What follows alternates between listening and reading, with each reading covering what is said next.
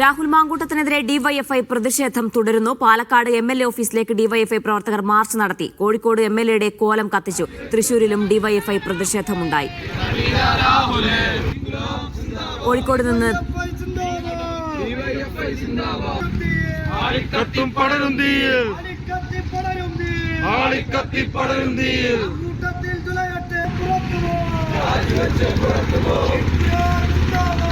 കോഴിക്കോട് നിന്ന് ദൃശ്യ പുതിയടത്തും തൃശൂരിൽ നിന്ന് നടരാജ പരശുരാമൻ ചേരുന്നുണ്ട്. വിശദാംശങ്ങൾ നൽകാനായി ആദ്യം ദൃശ്യയിലേക്കാണ്. ദൃശ്യ, സംസ്ഥാന വ്യാപകമായി പ്രതിഷേധം ശക്തമാക്കാൻ ഡിവൈഎഫ്ഐയുടെ തീരുമാനം നേരത്തെ തന്നെ ഉണ്ടായിരുന്നതാണ്. ഇത് എവിടെ നടന്ന പ്രതിഷേധമാണ്? ഇപ്പോഴത്തെ സാഹചര്യം എന്താണ്?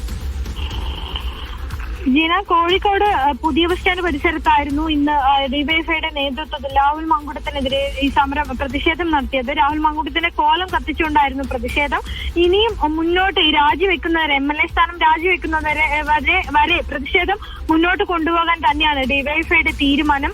ഇന്ന് ഈ സമരത്തിൽ വി വസീഫ്, ഇതുകൂടാതെ തന്നെ ഡിവൈഎഫ്ഐയുടെ ജില്ലാ പ്രസിഡന്റ് സെക്രട്ടറിമാരായ നിജീഷ്, അരുൺ തുടങ്ങിയവരടക്കം നിരവധി പേർ പ്രതിഷേധത്തിന്റെ ഭാഗമായിരുന്നു. ഈ ബസ് സ്റ്റാൻഡ് പരിസരത്തേക്ക് പ്രതിഷേധ റാലിയായി വന്ന് ആ പരിസരത്ത് വെച്ച് കോലം കത്തിച്ചുകൊണ്ടായിരുന്നു പ്രതിഷേധിച്ചിരുന്നത്.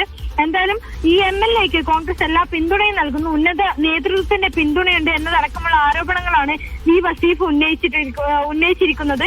ഷാഫി പറമ്പിന്റെ ഒരു ടീം ഹൈജാക്ക് ചെയ്തിരിക്കുകയാണ്. അതിന്റെ ഫലമായാണ് ഈ രാഹുൽ മാങ്കൂട്ടത്തിനെതിരെ ഒരു നടപടിയും എടുക്കാൻ കോൺഗ്രസിന് കഴിയാതിരിക്കുന്നത് എന്നതടക്കമുള്ള വലിയ ആരോപണങ്ങളാണ് ഈ ഷാഫി പറമ്പിലിനെതിരെയും കോൺഗ്രസിനെതിരെയും വി വസീഫ് ഉന്നയിച്ചിരിക്കുന്നത്. എന്തായാലും ഈ എംഎൽഎ സ്ഥാനത്തിന്, എംഎൽഎ എന്നൊരു വാല് രാഹുൽ മാങ്കൂട്ടത്തിന്റെ കൂടെ ഉണ്ടാകാൻ പാടില്ല. അത് നീക്കം ചെയ്യുന്നവരെ കൃത്യമായി സമരത്തിലേക്ക് പോകും. ഈ പരാതിക്കാരി എന്തായാലും മുഖ്യമന്ത്രിയുടെ മുന്നിലെത്തിയിട്ടുണ്ട്. അതുകൊണ്ട് തന്നെ കൃത്യമായ നടപടികൾ എടുക്കും. വരും ദിവസങ്ങളിൽ തന്നെ ഇതിനെതിരെ നിയമ നടപടികളുമായി തന്നെ ഈ പെൺകുട്ടിയുടെ കൂടെ കൃത്യമായി ഡിവൈഎഫ്ഐ മുന്നോട്ട് പോകാനുള്ള തീരുമാനത്തിൽ തന്നെയാണ് എന്നതടക്കമുള്ള കാര്യങ്ങളാണ് പ്രതിഷേധത്തിന്റെ ഭാഗമായി പറഞ്ഞിരിക്കുന്നത്. എന്തായാലും